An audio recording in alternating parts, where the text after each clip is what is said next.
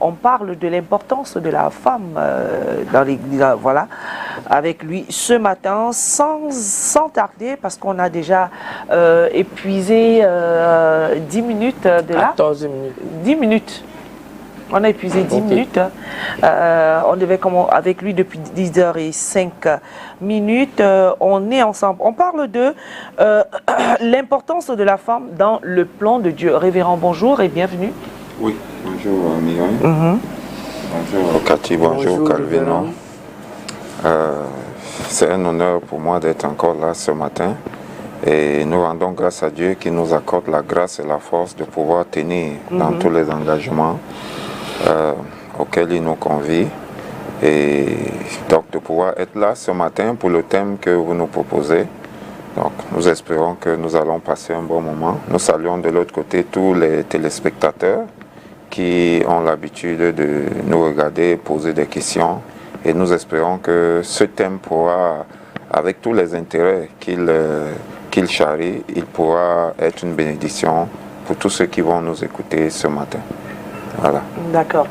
On part puisque c'est le mois, on dit le mois de la femme, on s'intéresse à ce sujet, l'importance de la femme dans le plan de Dieu.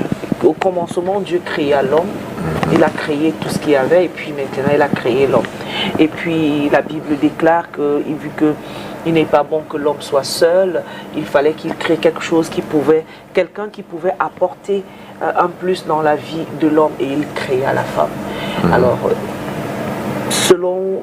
qu'est-ce qu'on peut dire déjà pour cette création de la femme qui arrive dans la vie d'Adam? Nous voulons déjà rendre grâce à Dieu pour, vous savez, pour toutes les luttes que les femmes ont eu à mener, notamment beaucoup plus à cause de la question des droits des femmes qui nous ont amenés à célébrer ou alors à commémorer la fameuse journée de la femme dans laquelle vous êtes, dans ce mois de mars.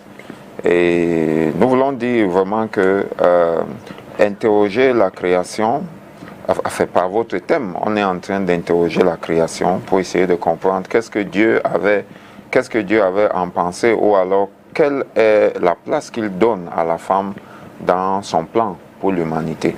La question, c'est un péché? Non, c'est pas un péché, pas du tout. Pas du tout. Quand je dis interroger, ce n'est pas dans le sens péjoratif, non. C'est plutôt dans le sens de pouvoir comprendre qu'est-ce qu'il avait à cœur et pourquoi est-ce qu'il l'a fait. Vous comprenez? Donc, on ne peut pas parler de l'importance de la femme dans le plan de Dieu sans revenir un tant soit peu sur l'importance de l'homme lui-même. Vous savez, ce thème revêt plusieurs intérêts. Un intérêt spirituel, un intérêt social et même un intérêt psychologique pour la femme elle-même.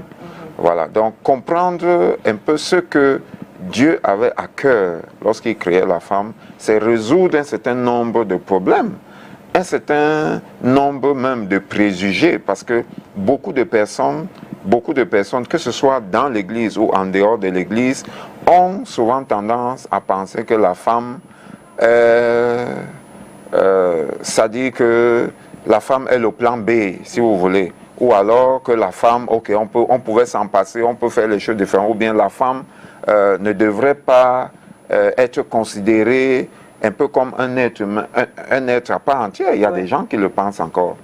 Donc, pour revenir sur votre question, lorsque Dieu crée l'homme, l'homme ici, si vous voulez, lorsque Dieu crée le mâle, l'homme mâle, vous comprenez, lorsque Dieu dit faisons l'homme, on est dans Genèse au chapitre 1, lorsque Dieu dit faisons l'homme à notre image, à notre ressemblance, ainsi de suite, dans l'homme, en ce moment-là, il se trouve la femme. Quand il dit faisons l'homme, il y a la femme dans l'homme, parce que lorsque Dieu crée Adam, c'est un mâle physiquement, mais à l'intérieur de lui se trouve la femme. En quelque sorte, un processus. la femme, oui, la femme est le féminin de l'homme. Je voudrais le dire un peu d'une certaine manière. Oui. C'est-à-dire que la femme est le côté femme, le côté féminin qui était en l'homme et que Dieu a extrait. Yes. Vous comprenez? Le côté féminin. Donc,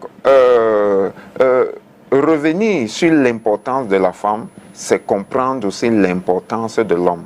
Dieu a créé l'homme parce qu'il voulait avoir sur la terre un être qui a ses aptitudes pour gouverner la terre. Voilà pourquoi il crée l'homme à son image et à sa ressemblance. Et donc maintenant, lorsque Dieu, au chapitre 2, il forme l'homme, ensuite il forme la femme, hein, parce que l'homme, Dieu s'est rendu compte qu'il n'était pas bon que l'homme soit seul. À l'intérieur de lui, il a le mâle, il a le féminin, mais il n'est pas bon qu'il soit seul. Il faut dissocier le mâle du féminin, le mâle de la femelle, si vous voulez. En anglais, quand on dit femme, on dit woman. En fait, en quelque sorte, c'est défini comme a man with a womb. C'est-à-dire que un homme avec des entrailles, si vous voulez, avec un utérus. Un homme qui a la possibilité de porter des enfants. C'est ça la femme. Woman. Wo pour womb. Et puis man pour l'homme. Womb.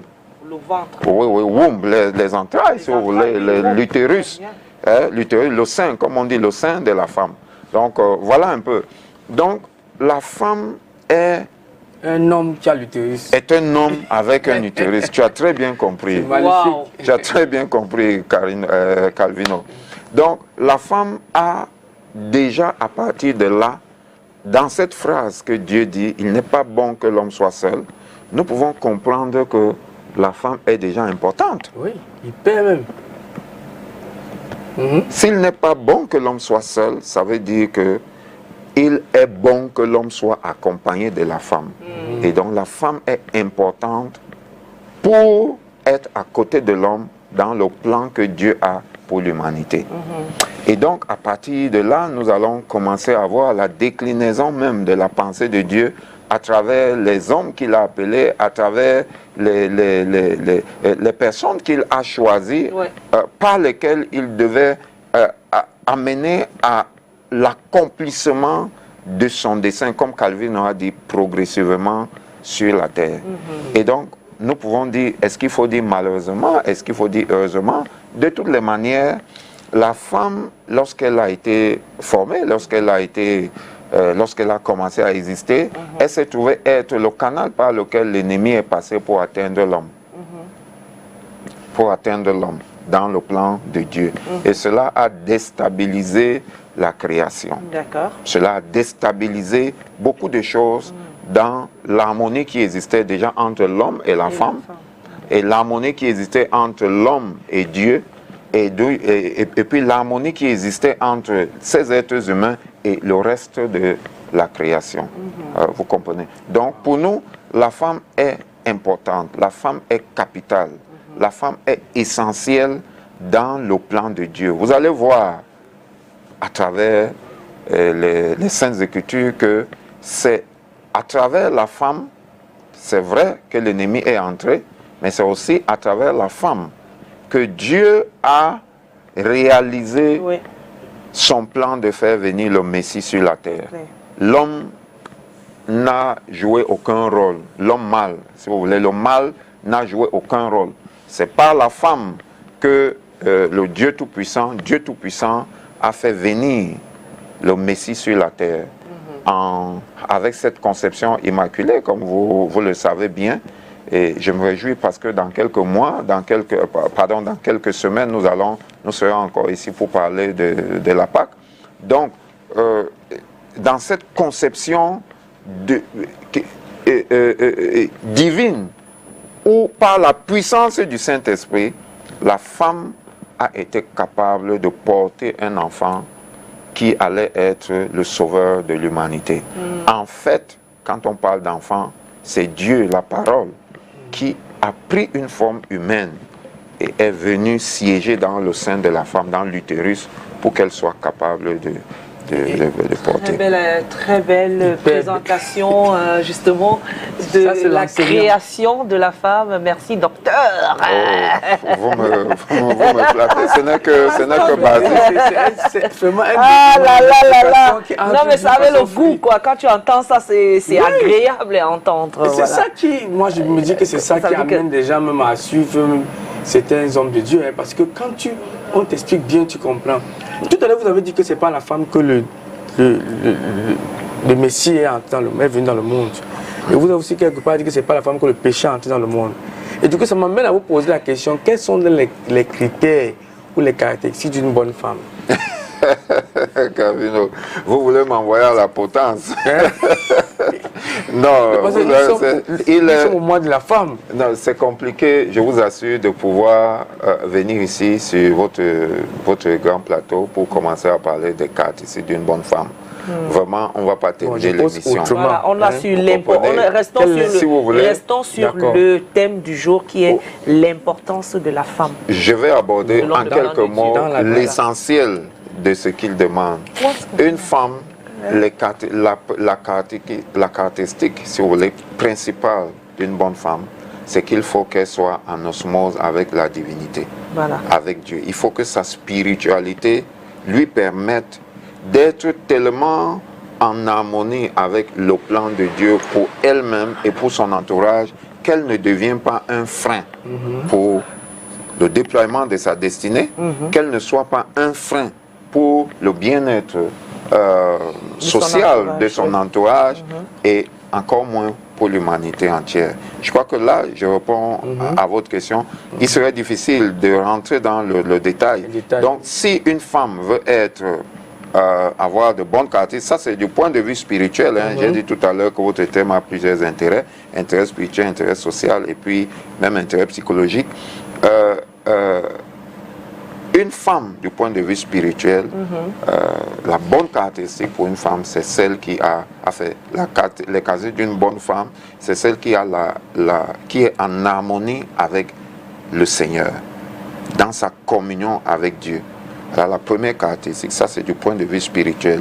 Du point de vue humain, la caractéristique d'une bonne femme, c'est celle-là qui est capable d'être un atout, si vous voulez, hein, d'être une valeur ajoutée à l'environnement où elle se trouve. Que ce soit en société, comme vous êtes, enfin, société, entreprise, si vous voulez, dans la société, dans la famille, et puis un peu partout. Voilà. Et puis le reste va venir, les caractères moraux et tout ce que nous connaissons. Hein. Donc, voilà. Donc, Voilà. Oui, Cathy. I don't know if you've answered the question again. I don't know if you've answered the question because I had a little. Now I want to ask this. My first question is, what is the purpose? Ah, il a déjà parlé de Ah, il ça. a- Lui-là même. ben, What's the question? The purpose of the Go on, plan of anglais the aussi. woman. Okay, Le maybe but. briefly. En anglais aussi. Like just briefly. yes, It's okay. I was talking in French. Oh, okay. Now you want me to go on in English. If, You know, if it's okay, but No. if it's not okay, maybe we can go to a different question. no, why? Okay. We Let's are go. here. Let's go. We No, are here. no, no. On est là no, pour we ça. are We are here here to for serve that. you. That's why I'm here. That's why I'm here. Okay, we go. no problem. Thank you, sir. You were saying that the purpose of the creation of woman, of woman. Okay. Early, I was saying in French that, you know, in the mind of God, if you want to understand the importance of the woman, we need to go back to the importance of man, because the woman is the female of the male man.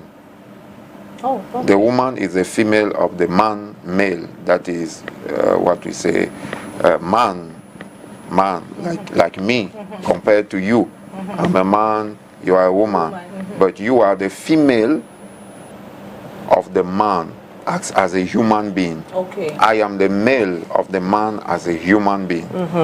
Okay, that's what I was saying earlier.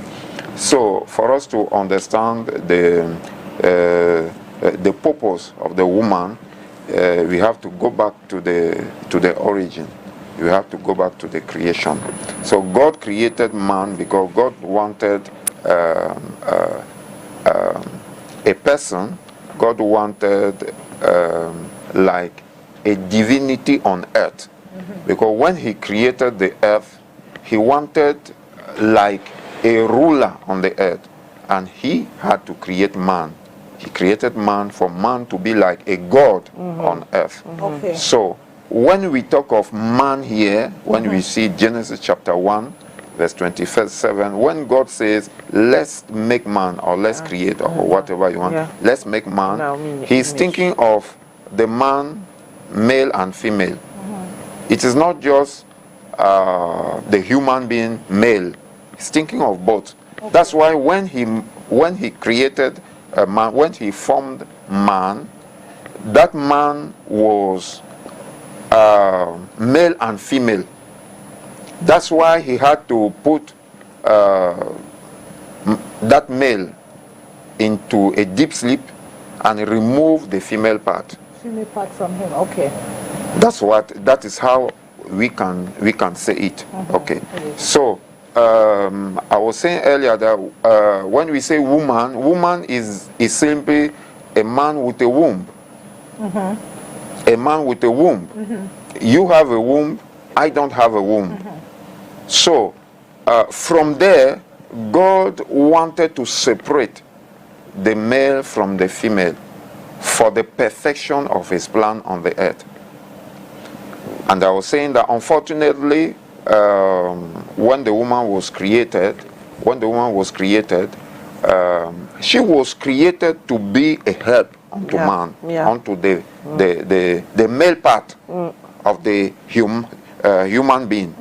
She was supposed to be a help, and she is still supposed to be a help. But unfortunately, it happened that it is through that same woman that the devil destroyed the destiny of man, of the male man, Adam on earth. But fortunately, God still came and used the female to bring salvation on earth. You know, it is even there that we see that it was God is an architect. I'm telling you, a very powerful architect. Because I don't know what could have happened if man or the human being was only Adam as a man. I don't know what could have happened. I don't know what could have happened. But we thank God that the same woman that was like, at a certain time, a problem to the humanity, became also a channel through which God brought salvation on earth. The Messiah came through a woman, and the man-male didn't have anything to do there. He didn't contribute in anything. It was only between God and woman. So for me, the woman is very important in the mind of God. I think we're still going to say, we still have many things to say about it. Alors pour revenir, sorry, excusez-moi, parlant justement de l'importance de la femme. Déjà, après toutes ces explications, on comprend de façon limpide l'importance de la femme auprès de l'homme et selon le plan de Dieu aujourd'hui. Maintenant, quel rôle devrait-elle jouer après maintenant elle a été créée, et quelle devrait être, si on peut dire, sa feuille de route dans l'humanité, la femme? Tout d'abord, le but de la femme, le but de la création de la femme, c'est qu'elle soit une aide pour l'homme, comme nous l'avons dit tantôt. Et la feuille de route sur la terre pour la femme sera toujours, maintenant, à divers niveaux, comprenez? Oui. Selon les diverses strates de la société, le plan la feuille de route de la femme sera toujours d'être une aide pour l'homme. Et écoutez, quand on dit une aide pour l'homme, n'allez pas prendre ça dans le sens péjoratif du terme. Je vous en prie. Parce que quand Dieu parle d'aide, il ne parle pas de laquais. Il ne parle pas d'un esclave qui est seulement là et à qui on peut dire fais-moi à manger, fais-moi des enfants, prends soin de ces enfants-là, va au champ, ainsi de suite, fais ceci pour moi et tout. Non, ce n'est pas dans ce sens. C'est pas dans ce sens. Vous savez, nous avons l'habitude d'enseigner les fidèles, d'enseigner le peuple de Dieu, et leur dire ceci.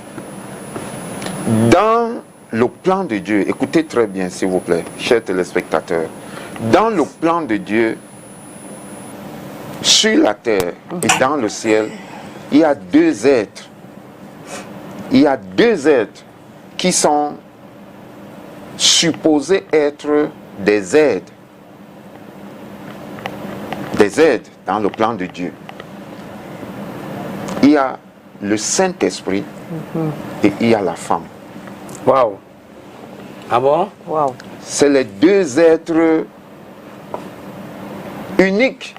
Le Saint-Esprit en tant que Dieu, dans son rôle d'aide de l'Église, d'aide à la perfection de l'Église. Et puis l'homme, enfin la femme, dans la vie de l'homme, comprenez? Pour qu'elle soit également une aide à la perfection de la vie de l'homme. Voilà les deux êtres dans le plan de Dieu. Et si vous allez consulter les Saintes Écritures, vous allez voir que dans les dispensations, dans les temps de Dieu, dans le déploiement des temps de Dieu, dans l'accomplissement de son plan sur la terre, vous avez le Saint-Esprit comme étant l'être de la divinité, parce que Dieu est Trinité, le Père, le Fils et le Saint-Esprit.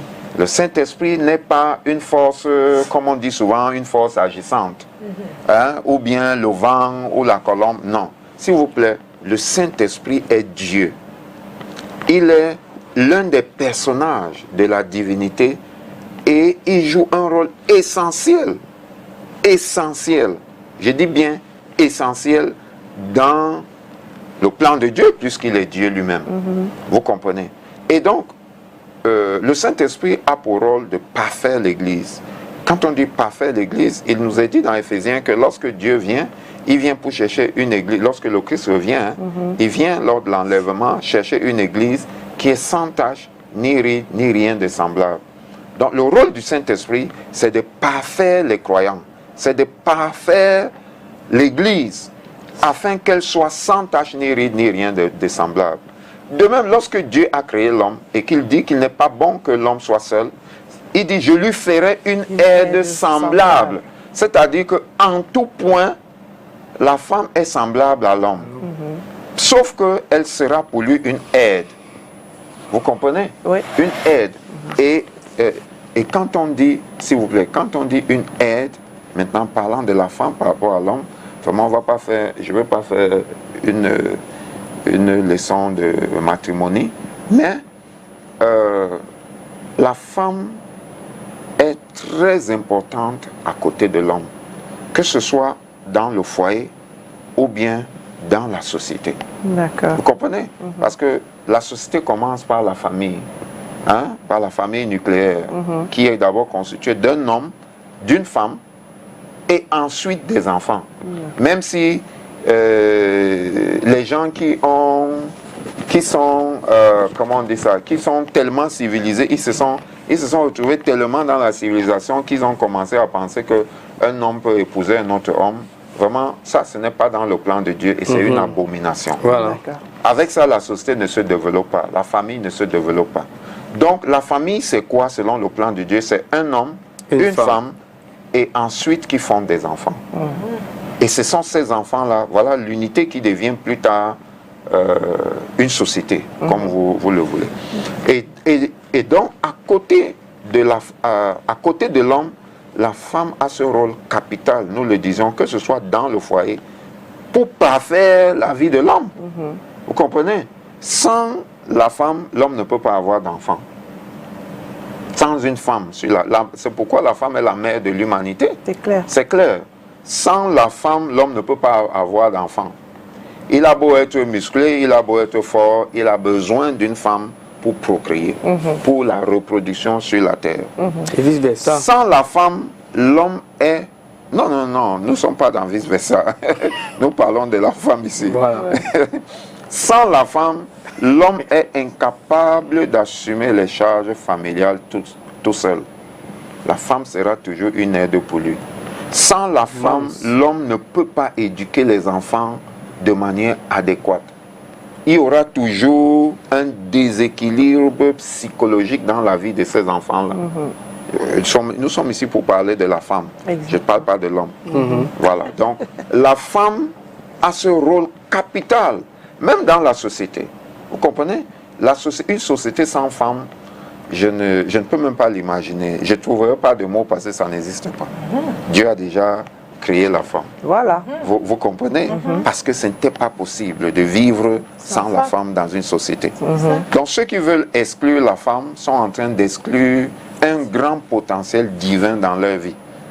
On ne peut pas parler de l'homme sans parler de la femme. C'est impossible. Donc, voilà. Si tu as ta femme, elle voyage, elle te laisse avec les enfants, elle peut faire même 3 ans dehors là. Les enfants seront déséquilibrés. Non, il faut essayer, vous allez voir. Vous allez revenir nous dire. Bon, j'ai une question. Vraiment. Tu vas revenir sur ta question, il est 11h40. On va aller retrouver le Vox Pop du jour. Thierry On est descendu dans les rues de Yaoundé pour poser la question et on revient juste après. Le peu plus important de créer la femme, parce que sans la femme, que serait l'humanité? La femme mère de l'humanité, la femme qui donne la vie. Par qui est-ce que nous venons au monde si ce n'est pas la femme? Il a donc été important pour l'homme de créer la femme. Quelles sont les autres importances de la femme dans notre quotidien? L'éducation, la famille. La femme est le socle de la famille. On voit dans notre société aujourd'hui combien les hommes passent plus de temps à l'extérieur et les femmes qui tiennent le foyer, même les femmes qui sortent pour travailler à l'extérieur de la maison, continuent à avoir un regard sur la famille et sur les enfants. Je pense que le Seigneur a vu tout le bien fondé de mettre une femme auprès d'un homme. Il a eu, je crois, 3 ou 4 heures de temps de se décider après avoir créé un homme et de se rendre compte qu'il n'était pas bon qu'un homme soit seul. C'est pour ça qu'il a pensé à lui donner une moitié. Maintenant, l'importance de la femme, je ne sais pas si on peut définir cette importance dans le cadre d'un débat, mais l'importance c'est inné. Un homme seul, il peut s'en sortir, certes, mais accompagné d'une femme, il s'en sort encore mieux. Surtout quand les bases de l'amour qui définissent le couple sont bien définies. L'importance de la femme n'est pas à demander, elle est plutôt à valoriser à chaque fois. C'est important parce que sans la femme, l'être humain doit sortir. Il ne va pas. L'homme, la femme est importante. Oui, vous avez suivi Petit Pays. Il a dit, sans homme, sans femme, n'est rien. Toi, tu vois, comme toi, est-ce que tu peux vivre sans femme? Ta progéniture doit sortir. Toi, hein, tes enfants. L'homme est utile parce qu'il a ses enfants. C'est normal. Sans enfant, tu n'es rien. Je vois, c'est bien. C'est bien, Dieu a bien réfléchi pour créer la femme. Puisque la femme est comme nos mamans. Et c'est à eux. Si sans femme, c'est que tu travailles, tu es fatigué, tu rentres, tu vas manger comment? Tu vas entrer encore à la cuisine. Moi, je vois que la femme est importante. Donc nous devons laisser les choses que les hommes doivent dire qu'ils vont se marier entre eux là. Ça n'a pas l'importance parce que sans femme, tu ne peux rien. Et la peau de femme, la peau que la femme a, c'est une peau vraiment bien. Quand tu touches la femme, tu sens qu'elle est différente par rapport à un homme. Et quand tu rentres, tu es fatigué, la femme doit te donner l'eau, tu dois te laver, il doit te donner la nourriture, tu manges. Et quand tu la touches, tu dors bien. Après, moi, je vois que Dieu a bien réfléchi. Donc, il faut arrêter le désordre que l'homme doit épouser l'homme, la femme doit épouser la femme. Ça ne peut pas marcher d'après ce que je trouve. Mais Dieu a bien réfléchi. Quand on laisse le désordre et qu'on suit la nature, parce que la nature, c'est la nature qui a créé tout ça. Ça a été important que Dieu crée la femme. Pourquoi? Parce que la femme est une femme de l'humanité et la femme soutient beaucoup l'homme et la femme fait déjà ce que l'homme ne peut pas aussi faire. La femme soutient beaucoup l'homme aussi. Parce que la femme, si Dieu ne créait pas la femme, la femme ne devait pas... Les hommes, bon, le peuple ne devait pas se multiplier. Tout à fait. Voilà, réaction après, on va aller à la question de Cathy. Oui, j'ai été très amusé là tout à l'heure à 2 reprises par la dame qui a déterminé le temps, le nombre de minutes, hein, le nombre d'heures après lesquelles Dieu a décidé de faire la femme après avoir fait l'homme. Non, c'était plus long que ça. Voilà. Et puis j'ai aussi aimé ce qu'un téléspectateur a dit, le monsieur qui disait que vraiment on doit laisser le désordre. Ça rejoignait un peu ce qu'on a dit tantôt. On doit laisser le désordre qui est de penser qu'un homme peut vivre avec un homme. Parce que quand tu touches la peau de la femme, c'est vraiment différent. Et ça m'a fait rire. Donc, oui. La femme est très importante. Au-delà de faire des enfants, au-delà, tous voyons le rôle de la femme dans tout ce qu'elle fait, même quand elle sera pilote. Voyons-le comme un rôle d'aide à la société, d'aide à la vie de l'homme, d'aide. Et nous l'avons dit tantôt, aide n'est pas péjoratif. Regardez, si je suis en train de me noyer et que vous me tendez une perche, vous m'avez aidé. Si je suis allé puiser de l'eau et que je n'arrive plus à porter la charge de mon poids et que vous m'aidiez à la porter, vous êtes en train de m'aider. Ce n'est pas péjoratif quand on parle d'aide. Sur le chemin de la croix, lorsque Simon de Cyrène a été amené par force à soutenir notre Seigneur, notre Messie, en portant sa croix, il a aidé. C'était de l'aide. Donc ne voyons pas toujours l'aide comme quelque chose de banal, de faible, de moindre valeur. Non, non, non, non, non. L'aide est perceptible, peut être perceptible à tous les niveaux de la vie. Tous les niveaux de la vie.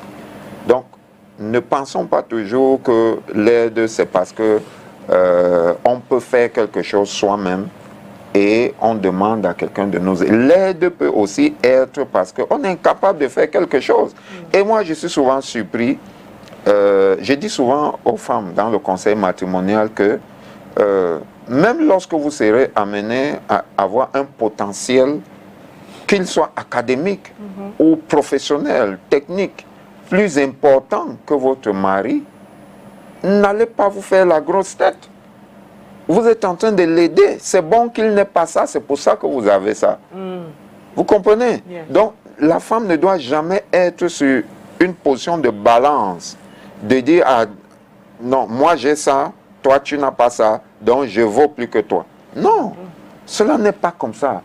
Même lorsque vous aurez un salaire plus grand que celui de votre mari, ou alors que vous aurez des aptitudes, des ouvertures, que vous serez une femme présidente de la République, vous restez une aide pour votre mari. Amen. Vous comprenez? Donc, vraiment, voyons ça comme ça. Pardon? Non, je dis jusqu'à ce que les choses se décident. Oui, voyons ça comme ça, voyons ça comme ça. Vraiment, et puis ne voyons pas ça, ne prenons pas ça mal, hein, chers hommes, hein, les machistes là. J'ai deux questions. Cathy a sa question. C'est devant moi, non? Cathy, sa question.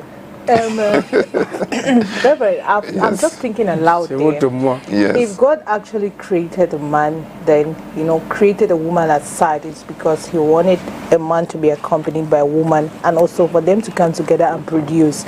Now, I want to ask a question. When we look at our society, we see men getting married to more than 2 wives. Yeah. Now, is it like they're abusing the purpose of the creation of a woman? Because if God actually wanted a man to have like more than 2 women, he would have done that immediately when he created the one woman. Maybe he would have just given him 2 immediately, but he decided to create one. So is it that men are abusing the purpose of the creation of women in the world? See, I don't know how to answer your question. I can imagine that if God wanted a man to be polygam, is it polygam or polygamous? Polygamous. Polygamous. If God wanted a man to be polygamous, can you imagine the men that has 25, some have 20, some 25. Can you imagine God creating one man with 25 women aside? No, I think that there are things that are in the mind of God that God has left man to decide. To decide, okay. Okay, you know, man is a God. And if you decide to take 1, 2, or 3 wives, it is left on you to carry the load. What God will be waiting from you will just be your righteousness. Okay. According to the women that you have taken, you need to be just. You need to be righteous as dealing with those women. Am I encouraging polygamy? Yes. No, I'm not. I'm not. Because if you see in the life of our forefathers in the faith, there are some that took more than two wives. Okay? Sorry. There are some that took more than 2. God didn't come and destroy them and kill them. He didn't do that. Because God knows that it is in his plan, he did one man for one wife. I mean, a wife for his man, for her husband. So if now a man decide to take several. Decide to take 1, 2, 3, 5, several women, it is left on him. It is left on him. Okay. I don't think that, you know, there are things that doesn't affect God. Okay. But that affect you and your environment. Voilà. That affect the society. Okay. So when you take 1, 2, you put them together and they start fighting, hatred will come in, the devil will enter, and some other things will come in. Voilà. Witchcraft and other things. Voilà. You know, that's why we discourage men to take more than 1 woman. Okay. Qu'est-ce qui se passe avec la bataille des chéris actuellement? You know, so that is the dark side of what we call the libre arbitre. I told you, the libre arbitre, free will that God gave to man when he created man. Okay. J'ai 2 questions. Ma première question, je voudrais d'abord savoir quelle est la première femme que Dieu a créée. Et la deuxième question, pourquoi tu dis Haï? Et la deuxième question, parce que pour ta question, tu dis Haï. La première fois. On l'a en Côte d'Ivoire ici. La deuxième question, quelle est la place de la femme dans l'église? Mais alors véritablement la place de la femme dans l'église, parce qu'il y a beaucoup de, ça fait beaucoup de chuchu. Est-ce que la femme doit, bien sûr que beaucoup ont répondu à cette question, mais je vous le pose à vous parce que vous êtes un enseignant d'abord. Est-ce que la femme doit monter à la chair et quelle est véritablement la place de la femme dans l'église? On va mes 2 questions. Ok, nous n'avons pas assez de temps, je vais essayer d'aller rapidement. La première question, la première femme qui a été créée, c'est Ève. En général, on dit femme créée et tout, oui, c'est Ève. La femme a été formée. Elle a été formée. Elle a été mise en route, si vous voulez. Pas comme un dessin, pas comme un logiciel, pas comme un véhicule. Je sais pourquoi je dis ce terme. La femme a été mise en route par Dieu lui-même. Et cette femme, c'est Ève. Que veut dire Ève? Bon, vous allez voir ça dans les Écritures. Merci beaucoup. Je ne veux pas qu'on reste dessus, M. Calvino. Il faut lire la Bible. Merci beaucoup. C'est dans Genèse. Merci. Genèse. Pourquoi tu le mets ainsi comme ça? Donc, maintenant, pour revenir sur la femme, la place de la femme dans l'Église, vraiment, il faut être sérieux dans ce que nous disons. Pour comprendre la place de la femme dans l'Église, il faut déjà comprendre qu'est-ce que c'est l'Église. L'Église, à ce moment-là, ce n'est pas le bâtiment. Voilà. L'Église, c'est l'ensemble des personnes sauvées, rachetées, lavées par le sang de Jésus. Amen. Et Jésus a dit, et je bâtirai mon Église. C'est-à-dire les gens qui auront cru en moi, je les prendrai à charge. Et je bâtirai ce système qui est spirituel là, qui réunit donc, si vous voulez, ce corps, cet organisme spirituel qui réunit les personnes de tout sexe, donc si vous voulez, de toute race, de toute tribu, de tout peuple, vous comprenez, et de tout genre, c'est-à-dire de tout sexe, homme comme femme. l'Église réunit tout cet ensemble-là. L'Église ne connaît pas de discrimination de classe sociale. L'Église ne connaît pas de discrimination de race. Il n'y a pas de tribalisme dans l'Église. Et donc, il n'y aura pas de machisme dans l'Église. C'est pour dire quoi? C'est pour dire que la femme dans l'Église va toujours jouer un rôle d'aide, comme nous l'avons défini tout à l'heure, et comme nous l'avons amplement expliqué, en disant que l'aide n'est pas celui qui joue les derniers rôles. Vous comprenez? L'aide ne joue pas les derniers rôles. Donc, dans ce rôle d'aide-là, à l'homme, dans le plan de Dieu, Dieu peut décider à un moment donné, dans son pouvoir discrétionnaire, d'utiliser une femme sur la chair. Je répète, Dieu peut décider à un moment donné d'utiliser une femme au-devant de la scène. Et la chair ici, ce n'est pas seulement aller tenir le micro le dimanche à l'église, sur la chair de manière littéraire. La chair, non. Vous comprenez? Il y a des chairs qui ne sont pas physiques. Il y a des femmes qui sont évangélistes. C'est-à-dire qu'elle va de lieu en lieu, elle prêche l'évangile. C'est sa chair à ce niveau-là. Il y a des femmes qui font des œuvres sociales, si vous voulez, dans le sens caritatif. Il y a des femmes qui vont de lieu en lieu, qui tiennent des orphelinats. C'est leur chair. Vous comprenez? Et elles sont là dans leur rôle, dans le plan de Dieu. Et donc, je ne veux pas rentrer dans les débats qui existent souvent. Est-ce que la femme doit prêcher? Est-ce que la femme... Je pense qu'on a déjà abordé ce thème-ci l'an dernier.